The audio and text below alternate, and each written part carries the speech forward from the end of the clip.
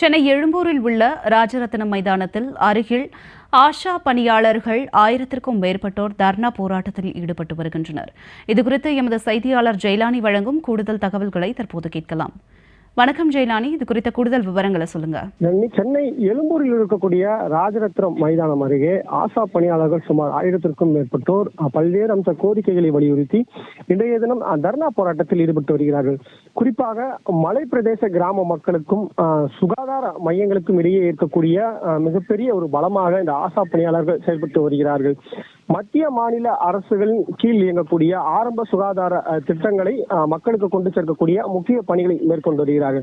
ஆனால் இவர்களுக்கு தொகுப்பூதியம் அடிப்படையிலேயே ஊதியம் என்பது வழங்கப்படுகிறது. மிகவும் குறைந்த அளவிற்கான ஊதியமே கொடுக்கப்பட்டு வருகிறது. குறிப்பாக 5000 மட்டுமே தொகுப்பூதியம் என்பது இவர்களுக்கு வழங்கப்பட்டு வருகிறது.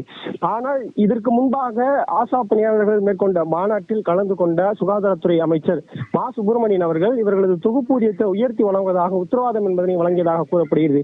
ஆனாலும் கூட பல ஆண்டுகள் கடந்தும் கூட தற்போது வரை அவர்களுக்கு பணி நிரந்தரம் செய்வதோ அல்லது அவர்களது ஊதியத்தை உயர்த்தி வழங்குவதற்கான அந்த நடவடிக்கை எடுப்பதோ உள்ளிட்ட எந்த ஒரு நடவடிக்கையும் எடுக்காமல் இருந்து வருகிறார்கள்.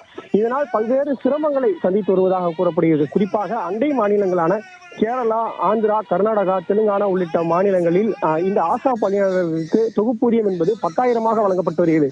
ஆனால் தமிழகத்தை பொறுத்தவரை 5000 ரூபாய் மட்டுமே தொகுப்பூதியமாக வழங்கப்பட்டு வருவதாகவும் இதனால் வாழ்வாதாரத்தை நகர்த்துவதில் பல்வேறு சிரமங்களை சந்தித்து வருவதாகவும் தெரிவிக்கிறார்கள். எனவே ஆசா பணியாளர்களுக்கு இந்த பணி நிரந்தரம் வழங்க வேண்டும், அவர்களது ஊதியத்தை குறைந்தபட்ச ஊதியம் 26,000 ரூபாயாக உயர்த்தி வழங்க வேண்டும் உள்ளிட்ட கோரிக்கைகளை வலியுறுத்தி இன்று தமிழகம் முழுவதிலும் இருக்கக்கூடிய இந்த ஆசா பணியாளர்கள், பல்வேறு மலைப்பகுதியில் இருக்கக்கூடிய ஆசா பணியாளர்கள் உள்ளிட்டவர்கள் தற்போது சென்னை ராஜரத்னம் மைதானம் அருகே வருகை தந்து தர்ணா போராட்டத்தில் ஈடுபட்டனர். தொடர்ந்து மத்திய மாநில அரசுகளை கண்டித்து கண்டன கோஷங்கள் என்பதனை எழுப்பினர். ஜெயலானி, தங்களுடைய விரிவான தகவலுக்கு நன்றி.